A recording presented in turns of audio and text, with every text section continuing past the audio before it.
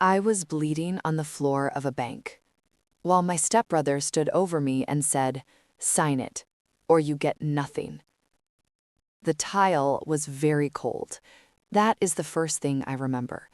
Not the shouting, not the faces of strangers pulling away from me, just the cold of the floor pressing through my blouse. And Marcus, standing over me like he had already won. My name is Claire Sutton. I am 34 years old, and 3 weeks before that moment in that bank, I buried the only real father I ever had. You don't really know people until money is involved. I learned that the hard way. Gerald Sutton came into my life when I was 9. He married my mother, stayed after she passed, built a life, built a company, and somewhere along the way, he just decided I was his. His name was on my college diploma. His handwriting was in every birthday card I kept in a box under my bed. When Gerald got sick last spring, I moved back home. I was a CPA. I had clients. I had my own office, my own life. None of it felt more important than being there. Marcus, Gerald's son, was elsewhere, Las Vegas mostly. Veronica, Marcus's mother, Gerald's second wife, she visited twice. Both times she left with something, a piece of jewelry, a painting from the hallway that Gerald hadn't noticed was gone. I noticed. I kept a list, because that is what I do. Numbers, records, patterns. Gerald died on a Tuesday. By Thursday, Marcus had lawyers. By Friday evening, the locks were changed. My key could not work. My things were in garbage bags on the front porch. Gerald's old briefcase, the brown leather one he carried every single day for 20 years, was sitting in the rain. I sat down on the porch steps. I did not cry. I just picked up the briefcase and held it. The papers Marcus wanted me to sign said Gerald had left everything to Veronica, the company included. 14 employees, 31 years of Gerald's life. He wanted me to sign it all away for $20,000. I did not sign. Marcus did not take that well. That is how I ended up on the floor of First National Bank. Phone cracked beside me, security guard already on his radio, Marcus still shouting like volume was a legal strategy. I looked up at him from that cold floor, and something went very still inside me. Not broken, not scared, still, focused. Because I had spent 6 years doing forensic accounting professionally. And the thing about numbers, they don't lie, they don't forget, and they leave a trail every single time. Marcus had no idea what he had just started. Stay right there, because what I found inside those company records is going to make your stomach drop, and that's not even the biggest secret. Keep watching. My neighbor Ruth had a spare room. 68 years old, retired tax attorney, sharp as a letter opener, and she had known Gerald for 15 years. That first night, I sat at her kitchen table and stared at the wall. She set a cup of coffee in front of me, did not say anything for a moment. Then, "I know what you're thinking," she said. I looked at her. "You're thinking you already know what he did." "I do," I said. She shook her head. Slowly. "No," she said quietly. "You don't." She was right. 2 years earlier, Gerald had given me access to the company accounts. "Claire," he said, "I trust you more than I trust my own memory. Just keep an eye on things for me." I had, but for months I had been away, caring for him, not watching. That was the window Marcus needed. I opened my laptop at 11 o'clock that night. Company ledger. By midnight, I had stopped breathing normally. $412,000. Gone. 14 months. Hidden inside vendor payments to a company called Brightfield Solutions LLC. I had never heard of Brightfield Solutions. I searched the business registry. Registered 8 months ago. Registered agent? Marcus Dale Sutton. He had been writing checks to himself through a ghost company he invented, using his father's money while his father was dying down the hall. Ruth came in to check on me around 2 in the morning. She looked at the screen. She did not say a word. She got a legal pad, sat down beside me. "Show me everything," she said. We worked until 4 in the morning, and then I saw it.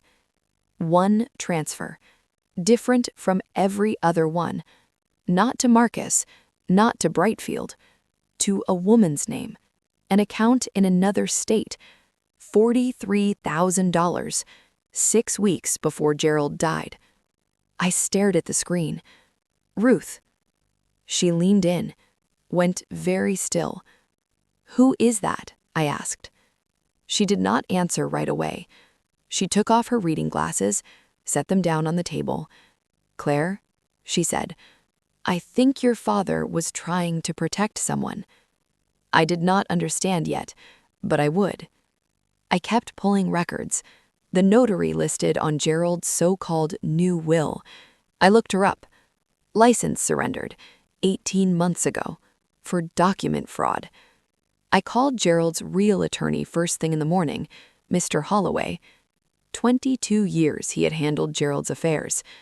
When I told him what I had found, silence.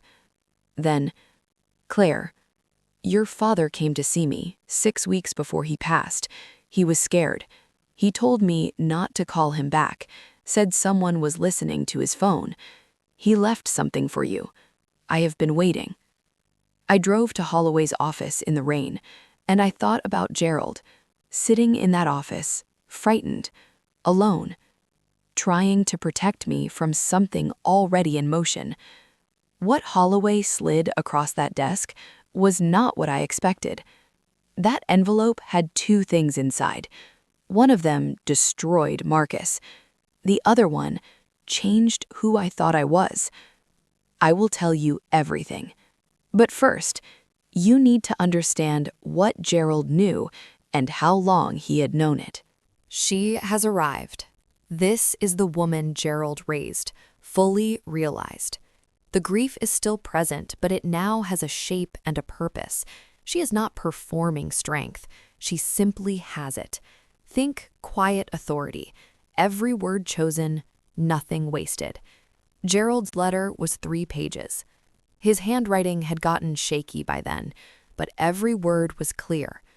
"Claire," he wrote, "if you are reading this, then I was right to be afraid." He had known. For months, he had known Marcus was stealing. He had been quietly pulling statements, flagging transfers, building a file, all while acting like he noticed nothing, because he knew if Marcus suspected anything, the evidence would disappear, and then Gerald would have nothing left to protect me with. At the bottom of the 3rd page, he wrote one more thing, the $43,000. Her name is Sandra. She is 26 years old. She is my daughter. Her mother never told me about her until 2 years ago. I have been sending money quietly ever since. I wanted to leave her something real before I was gone. Please find her, Claire. Tell her she was wanted. I sat in Holloway's office for a very long time. He did not rush me. When I finally looked up, I said, "I'm going to need Detective Carver's number." Holloway slid a card across the desk. "Your father already called her," he said, 3 weeks before he passed. Sandra Carver answered on the 2nd ring. "I have been waiting for this call," she said. The plan was careful. Holloway filed to contest the forged will. Carver applied for warrants based on the financial records, and I called Marcus. "Marcus," I said. My voice cracked just right. "I give up. I cannot do this anymore. I will sign whatever you want. I just need to meet in person, at the office tomorrow." I heard him exhale through the phone. "Finally," he said. "Knew you would come around." He brought Veronica. He brought a notary I'd never seen. He brought champagne, which told me everything I needed to know about his confidence. He slid the papers across Gerald's old desk. "Sign here," he said, "and here. Then you take your money and you disappear. I picked up the pen, set it down. One question first, I said. What is Brightfield Solutions? The room changed. I watched it move across his face. I don't know what you're talking about. I think you do. I laid the printout on the desk. $412,000. 14 months. His name on the registration. He stood up, grabbed the papers. The notary edged toward the door. And then the office door opened. Detective Carver, 2 federal agents, an IRS forensic accountant who'd been building her own case for 8 months. Marcus ran. He actually ran, made it 4 steps. Veronica did not run. She smiled that cold smile and said, "You can't prove anything." She was wrong. 51 minutes. That's how long the jury deliberated. Guilty. All counts. Marcus, 19 years federal. Veronica, 12 years. The forged notary cooperated immediately. 2 years. Gerald's company was restored. Every employee kept their job. The pension fund Marcus had been quietly draining recovered in full with interest. And Sandra, I found her 6 months after the trial ended, small apartment in Columbus, Ohio. I opened the door and I saw Gerald's eyes looking back at me. I handed her the letter. She read it standing in the doorway. Then she looked up. He knew about me? Her voice was barely there. He knew, I said, and he made sure you were taken care of. She cried, I cried. We stood in a doorway in Ohio and just held on to each other, like 2 people who had lost the same man, which is exactly what we were. 6 months later, I stood at Gerald's grave. Cold, bright morning. I brought his favorite bad coffee from the gas station he liked. I told him about the company, about Sandra, about Ruth's award from the state bar, about the pro bono cases I'd started taking, families where someone was stealing and no one could see it yet. Someone has to look at the numbers, I told him. I pressed my hand to the cold stone. Some people think justice is loud. They think it sounds like courtrooms, handcuffs, someone finally getting caught. But sometimes it's just a spreadsheet, quiet, patient, waiting for someone who knows how to read it. Gerald raised a woman who knew how to read it, and in the end, the numbers never lied. If you think this story is over, it is not, because there was one more thing in that envelope, something I haven't told you yet. And if you want to hear it, another story is already waiting on your screen right now. Trust me, you are not ready for what comes next.